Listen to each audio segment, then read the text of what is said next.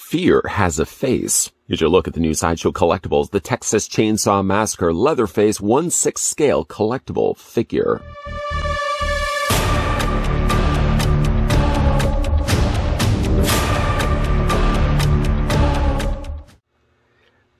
Inspired by the haunting final scenes of the Texas Chainsaw Massacre from 1974, the Leatherface Deluxe 6-scale figure features a carefully tailored costume as the killer cannibal dresses for the feast with the rest of the Sawyer family. Leatherface wears a fabric dinner jacket, collared shirt, patterned necktie, and fabric pants as part of his formal wear, as well as sculpted cowboy boots. The first of the figure's two portraits, known as the Pretty Woman mask, accompanies the suited look with sculpted curled hair, disturbing stitched elements, and a smattering of makeup on his false skin exterior, giving Leatherface his iconic, terrifying appearance from the pulse-pounding ending of the film.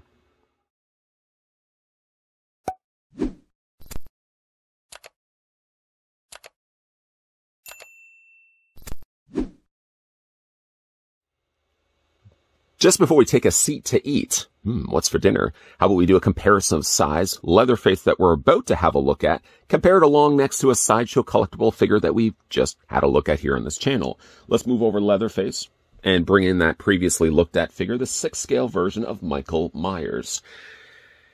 Now, still, I'm not sure how I feel about the Michael Myers. I went extensively, possibly even too extensively in the review, talking about my critiques of the figure, but I guess when it's all said and done, we do get ourselves at least a new Sideshow collectible Michael Myers. You can see that Leatherface, by comparisons of sizes, is a little bit shorter than Michael Myers, but if you factor in the additional hair that he has on top of his mask, the figures are almost the same size to one another.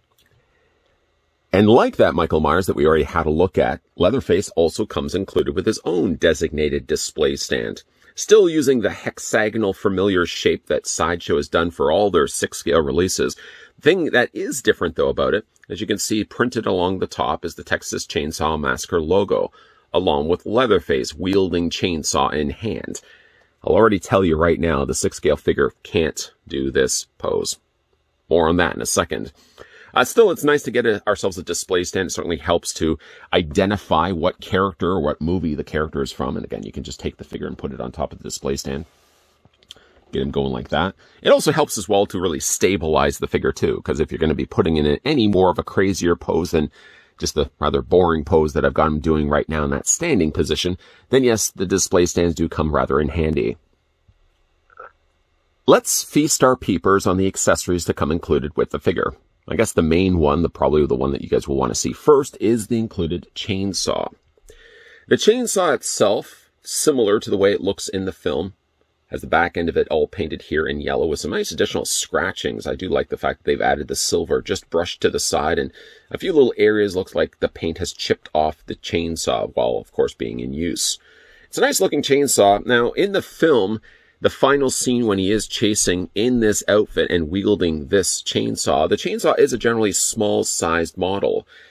I do feel like it could have been just a little bit bigger, though. Not by much, though. Just a hair bit bigger. Because it does seem, at least for me, that it's just a bit too small. It does have some nice coloring that they've added to the actual blade and teeth of the chainsaw, that is. Some additional red blood there. It looks like it's been splattered. Also looks almost as if there's some dirt splashed up against the side of it as well. Like I said, it's a nice looking chainsaw. If anything, as a critique, I would just say it needed just to be a little bit bigger. We'll get back to that in a second. He also comes included with the mallets.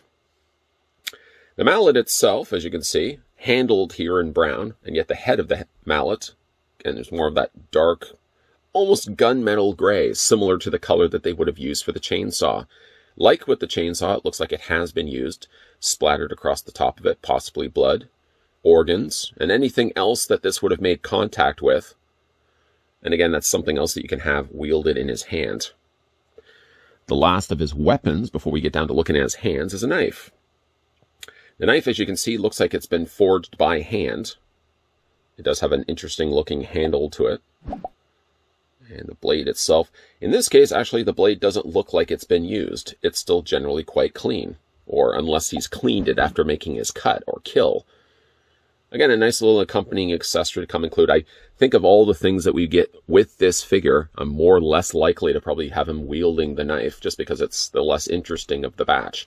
But it's always nice to get these extra little accessories that you can use with the figure or you decide not to use with the figure. Need a hand? Don't worry though, Leatherface has multiple pairs of hands that go around. We're going to have a look at these right now. Just by the way though, currently in the sockets of his forearms are the stock closed fists that came packaged with the figure when you first take him out of the packaging. Yeah, not the most exciting of hands, especially if you want to have him wielding anything that we just finished having a look at. These are better hands for the job.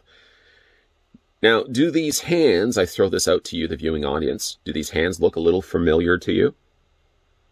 That question would almost have more weight to it if you've seen my previous Sideshow Collectibles 6-scale figure. Remember the one, the Michael Myers? Well, let me just actually put down this hand, because this is the hand I really want to talk a lot about in a second. And I'm going to reach off camera, and I'm going to bring in this hand right here. No, it's not witchcraft. This is the exact same hand that came included with Michael Myers. Short of the fact that Michael's hands notably had the additional red that was in his fingers, it almost looked like he had a case of frostbite.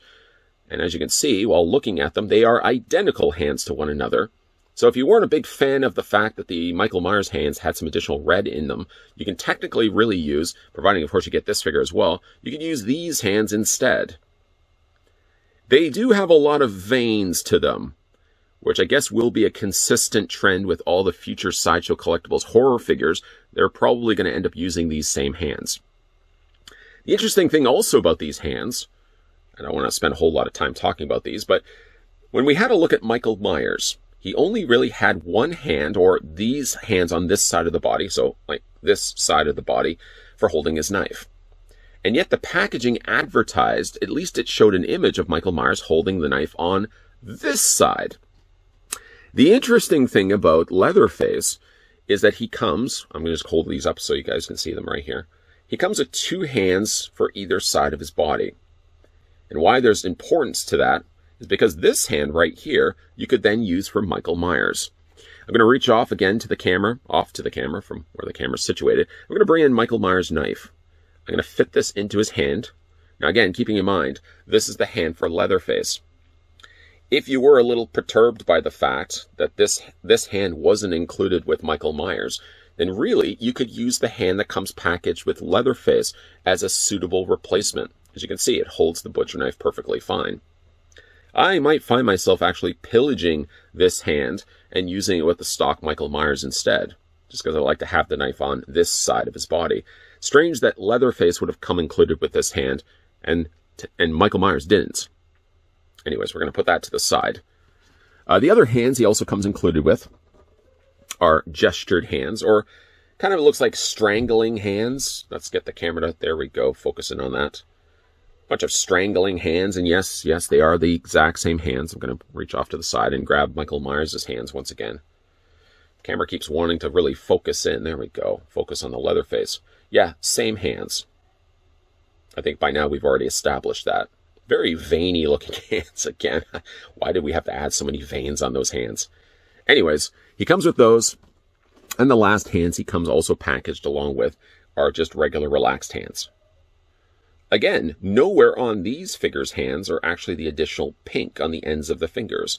So if you didn't like the ones that came included with Michael Myers, easily just use the ones that come packaged along with Leatherface here. Gonna hold off looking at the other two things that come packaged with the figure. That would be the old woman head sculpt and the apron, because I'm gonna wait until I remove the head sculpt on this one, replace it with the old woman head sculpt portrait, take the jacket off, and put the apron on. That will come at a later time in this review, but I didn't want to take time away from what I felt to be the better looking head sculpt of the two. Not to say that the old woman head sculpt portrait is bad, but if I only have one of these Leatherfaces in my collection right now, don't tempt me the idea of picking up a second one of these. I really want to keep this as the permanent way of displaying the figure, as I think it's the better of the two head sculpts. As I spin this around, and hopefully that you guys are able to see the details, the finer workings that they've sculpted to this head sculpt all the way around. Even like the fact that they added little threading down below to stitch the two halves of the skin together. I am also happy that Sideshow Collectibles, when releasing a Leatherface, didn't feel the need to always go back to always the same well of pulling the design of Leatherface, being that, you know, the apron, the stock, regular skin head sculpt. I'm glad that they decided to go with the Pretty Woman or Pretty Lady head sculpt instead. Because we don't get this head sculpt too often when it comes to Leatherface figures. They always go back to the regular design of Leatherface from sort of what we see at the beginning of the 1974 classic. Again, looking at the details on the figure, you may be able to make out that there's eyes actually inside the sockets of the mask. Hoping that you're able to at least see that. They've done such a good job, in fact, of the head sculpt that you can see there's a beard underneath the face. The skin face that, of course, he's wearing. Almost to the point where I feel like you'd be able to remove the mask. And it would be tempting to see if there is an Easter egg underneath that, where you'd be able to remove the skin mask and actually find a sculpted face underneath. And before you think that's a ridiculous concept, keep in mind, they actually did do that with the Jason Voorhees, which we also had a look at on this channel. Luckily, I had a second of those head sculpts that I actually pried the hockey mask off, and there was an abandoned head sculpt underneath. I'd be curious to see if Leatherface has a similar thing happening here, but being I only have one of these head sculpts, I really don't want to obviously rip that off. Find disappointment underneath, and only then ruin the head sculpt, because I really don't want to do that. I like the little openings down below of the chin. Again, I'm not sure if you can see that or not. There's actually sculpted hair of the beard. You can actually see there's the teeth inside. A little darker, of course, to make that out, so I'm hoping the studio lights are actually shining just enough on that you can actually make out his individual teeth. And again, you can see his eyes probably just barely. Maybe more the reflection than anything else. Being that this is the Pretty Woman head sculpt, smeared across his face is mascara. I guess that would be eyeshadow. Clearly, I don't know too much about cosmetics. And also smeared across blush and lipstick. He is certainly ready for dinner. And I love, again, the sculpting of this head sculpt. I'll spin this again around so you can see it from all the sides. The very large sculpted hair there on the back. We can just actually bring down the collar just a little bit, so you can see how everything is coming together here. Now again, you can remove this head sculpt and replace it with the old woman head sculpt, which we will do in a second. But when it certainly comes to displaying this guy on the shelf, this is the head sculpt that I'm going to settle with. Easily. Now, that's his head sculpt. Let's examine the rest of the figure's body. He does have, of course, his classic tie. The tie is made of actually a pretty thick material. It's still fabric, and yet it's thick like it's almost plastic. He does have a button-up shirt, but it's not buttoned up by Velcro. It seems to have snaps doing the job of keeping things together. What's interesting about the shirt is not only have they stained it rather nicely, the stitch is actually pretty good on it as well, but they've added also much-needed additional padding. As you can probably see me squishing his tummy. So I like the fact that they've made him a lot fuller. He shouldn't have the same build as Michael Myers. Michael Myers really shouldn't even have that build to start off with, but I'm glad to at least see when it came to Leatherface, they made him a much more fuller looking figure. And of course he does have the suit jacket over top of it. The jacket will be something eventually we're going to take off. I like the fact that they did actually put a different material on the inside of the jacket and not just sort of just sewing the pieces of the fabric together with having loose threads visible. No, they did actually go the extra distance and actually did put in a different material on the inside of the jacket. So I like to see that they did that. It's those attentions of detail, which actually make me again feel like the Leatherface is a better looking figure than the Michael Myers we looked at before. I know, that's blasphemy. Spinning it around again so you can see it from the back. Let's just straighten up his jacket a little bit. The jacket is pretty fitted to his body just because there's so much additional padding going on here, and it's acceptable very much to hairs and fibers that have fallen onto the surface of the material. He does also have the little charm bracelet. The charm bracelet, I will tell you why am I having such a tough time saying charm bracelet. The charm bracelet, though, is loose. Loose in the way that it's actually a real chain, and loose in the way that if you remove this hand, this is going to fall off and you're probably going to lose it. So when it comes to changing out the hands, I'm going to be very careful to make sure I don't have the charm bracelet falling off and getting lost somewhere, because you know that's going to happen. Matching the same colors, he has the darker blue pants, which has actually a nice little rip there cut in the side where he may have cut himself with the chainsaw. Again, you've got some additional padding here on the tops of his thigh. Not so much in the lower leg of things. This is still kept just the regular plastic. In fact, I can actually lift this up a bit so you can see the sculpting of the plastic underneath. No padding going on here, but definitely padding happening up here just to fill him out nicely. And then lastly, he has also the sculpted boots. Similar to the Michael Myers jungle boots that we looked at, it's made of a harder plastic, so it really does limit when it comes to the articulation on the figure. You really can't move the feet up and down. They're basically locked in place like this. And because of the sculpting of the soles like this with a higher heel in the back, His feet are a little harder to get leveled and flat on a surface. And because you can't really move the feet up and down like this, it sort of will mean that you're going to have to kind of balance and compensate for him. Or you can also use the display stand that comes included with the figure as well. So stated already, Leatherface does come with 2 different portraits. I'm going to slide this one over to free up the available space to bring in then the old woman head sculpt. And a classic head sculpt it certainly is. While not my favorite of the 2, I'm glad to see that Sideshow Collectibles at least packaged it along with this release. You can see that the ears are similar to one another, as well as there's the visible beard and the back of the hair actually sticking out from the bottom of the wig. You can see how the 2 halves of the skin have been sewn, or in this case, strung together by strings. It has some additional stitch work there on the bottom. Just a great looking head sculpt, if again, that's the way you want to display for the figure. To, of course, do all the things that we're about to do, the first thing we will want to do is just hold on to the torso of Leatherface and carefully remove the head from the ball peg. It's a little harder to get access to because I feel like I want to avoid squishing the sides or tearing the little strings that they've actually got loosely strung together like this. But just remove it like that. I guess certainly while we're also at it as well, I'm going to go ahead and remove this hand. And stressed already, be careful of the charm bracelet because that is a separate piece. I'm going to remove the hands also. Take the charm bracelet off. This hand you don't have to worry as much about. I'm going to take that off as well. And we're just going to bring the arms back a little bit. Now apparently we're doing a tutorial about how to remove a jacket. Slide the jacket off the arms like this. And then once that's off, then we can go ahead and bring in the apron, something that we haven't yet introduced into this review. Sort of a checkerboard, or I guess it almost looks like just a bunch of series of smaller squares. It has some nice additional darker coloring down the middle of it. It kind of looks like it's been a dirtied, old-looking apron, something that would be fitting of Leatherface.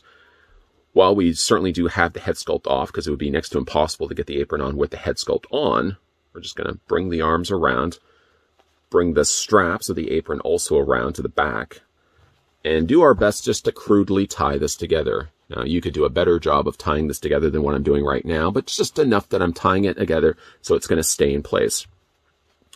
And then that's the apron. I like to bring it down just a little bit so some of the visible tie is showing. I can't remember whether the tie actually hangs out when he's wearing the apron or it just keeps hidden underneath the apron.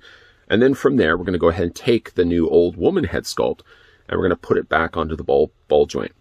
A little bit of pressure is required to put that in place. And once that is in place, you've got yourself a completely different look for Leatherface. One thing I really like also about this head sculpt is the little entry point on the top of the head, where you would imagine that that would have been the way that the victim would have died. Maybe being hit really hard by the mallet here, right on the top of the head. It actually even looks like it's been punctured more so than hit. And just one last time, just to show you, even though you probably wouldn't use this head sculpt for this specific look, this is what the 2 different head sculpts look like that come included with the figure. Sticking with this look of Leatherface for right now, just because it's a lot easier to talk about his articulation with his visible arms like this. Speaking of his visible arms like this, one of the things that are unavoidable now, the fact that you have shorter sleeves on Leatherface and he's not wearing the jacket anymore, is how artificial and plastic his arms look. I'm not bothered by the fact that they're plastic, because I would rather the plastic than having... I really don't like 6-scale figures that encase their limbs in rubbery plastic. The 3.0 of Leatherface, the 3.0 release of Leatherface did that, encase the arms in plastic so that when you are moving the arms, that down the road, who's to say that doesn't start splitting where the hinge joint actually is? I don't like that. I don't mind that there's visible limbs, visible joints in those limbs, which we'll talk about more in the articulation end of this review. The one thing I will say, though, is it's unavoidable in this look for Leatherface. Sideshow Collectibles knew that we would be able to then see his arms. Why would they make him such an off color like this? Not only does it look artificial, but it looks like the skin is dead. It's funny that I'm talking about dead skin on Leatherface, but at least these would be the parts that would still be living, breathing flesh. That why would this still be such an off color like this? I feel it's too gray of a plastic. Again, I don't mind the fact that you can see the visible joints on the hinges on the limbs, but still, I don't know why they would have not gone in here and painted up the arms, at least giving a little bit of warmer colors in there, because it's so off gray color. There's also a lot of veins here too. I know we talked already about the amount of veins on the hands, but it continues its way up also on the forearm. Nothing really on the bicep, but you can certainly see they've given Leatherface very muscular looking arms. Just don't like the coloring that they stuck with here. While we've certainly given them the shorter sleeve look, we can also spin the figure around so you can see the tailoring done on the shirt. You know, I will say though, lately, I've noticed Sideshow Collectibles have really upped their game when it comes to the tailoring of the costumes they put on their 6-scale figures. I mean, like the seam work of stitching is really nicely done. Really clean looking as well. These look like regular sized human clothing shrunk down to a 6-scale size, especially when you're looking at his pants as well. One thing I did want to draw your attention to his pants. I don't know why, again, we're looking at Leatherface's behind, but he does have additional padding on the back here as well. While the bottom of his leg still is kept to the basic plastic, at least his thigh and his behind, don't keep doing that, they have some additional filling on there as well. So it looks like he's a little bit fuller in the lower half as well as he was fuller in the top half too. Let's run through the articulation on Leatherface, again sticking with this look. For the head sculpt, it does rotate back and forth, up and down. Now, the problem with this head sculpt, as you can probably already guess it, because he does have the additional flap of skin that drapes down like this, it really does limit any bit of moving the head down. Moving the head up has sort of the opposite reaction to it. It usually ends up popping the head off the ball joint. So it does really limit what you can actually do with the head sculpt. Yes, you can still rotate it back and forth. You can kind of give it that bit of a rock back and forth this way too. But moving it forward, that's as much as you're really going to get. Moving it back, sometimes, yes, pops it off the ball joint. Let's just get it back on there. As for the arms, now that we've, of course, removed the jacket, we've alleviated any bit of the restriction that would have been, so now Leatherface can easily move his arms out at a 90-degree angle. You can get almost that while keeping the jacket still on, but you get much more of a range when you take the jacket off. You can move the arms forward, and you can move the arms back, and I don't know if you noticed that when I was moving the arms, but there seems to almost be a ratcheted joint sitting in the socket of the shoulder. I definitely noticed when moving the arm back and forth that it seems to hit a stopping point before it moves again. I wonder if they have put that in there so that it prolongs at least before these limbs start developing looseness. Again, I wish they would do something with the knees, because the knees are always the thing that starts getting the loosest on these 6-scale figures that Sideshow are putting out. For his elbows, you may have already noticed as well that he has a double hinge on the elbow, so I'm glad to see that they actually did do that. And you can almost get that swinging pose with his chainsaw, although with this look of Leatherface, it's a lot easier to get that look pulled off. Although it doesn't make as much sense with him wearing this outfit, I would be probably more inclined to give him the mallet instead. Then for the arms, or at least the hands rotate all the way around, so you can hinge them back and forth. Upper torso is going to be a lot more limited just because there's so much additional padding that they've put into the shirt. It does really limit what you can do with the upper torso ball joint. As for the legs split out. Let's lift that up a little bit. The legs split out. You can bring the legs forward and back. But again, right up here, I mean, the padding that they've added to the thighs continues past the point of the hinge. And there's actually padding right there as well. And it goes right into the top of his, well, the top of his lower waist. Because of that, it really does, you feel resistance when you're trying to move the legs forward and back. It really does limit what you can actually do with the legs. I mean, yeah, you can split them out just short of, you don't want to split the seam in the middle of his pants there. But yeah, there's a lot more limitations when you come to the legs just because there's so much additional padding here. Then the knees. Okay, so the knees are double hinge joints. Already, I've noticed they're starting to get loose. I've only had this figure out of the packaging for about a day.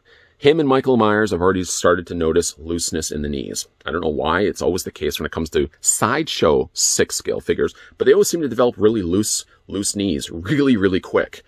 If you've had this figure or picked up this figure for yourself, let me know if you have similar issues in the knees. And then the last thing, of course, we'll have a look at is his feet. The feet already looked at, because they're encased in plastic with the boots, you can only really rotate the feet back and forth this way. You really can't move them up and down this way. But that's Leatherface, a really nice looking Leatherface. I'm not happy really when it comes to his arms, his plastic arms looking so artificial, but really at the end of the day, I'm not going to display him like this anyways. Get a good look at him. I'm probably going to even maybe display him in final looks on the turntable with actually the old woman look, because I'm going to probably get as much out of it as I possibly can before I revert him back to the jacket and the pretty woman head sculpt. I feel is the better look of the two, but I appreciate the fact that Sideshow Collectibles would have given us the two distinct looks with the release of Leatherface here. Might as well get a little bit more mileage out of the old woman look before we switch things back to the way I would prefer to display this figure, with the dinner jacket and the pretty lady or pretty woman mask instead. I will give credit where credit is certainly due. Sideshow Collectibles, I appreciate the fact that they gave us two different ways of displaying this figure.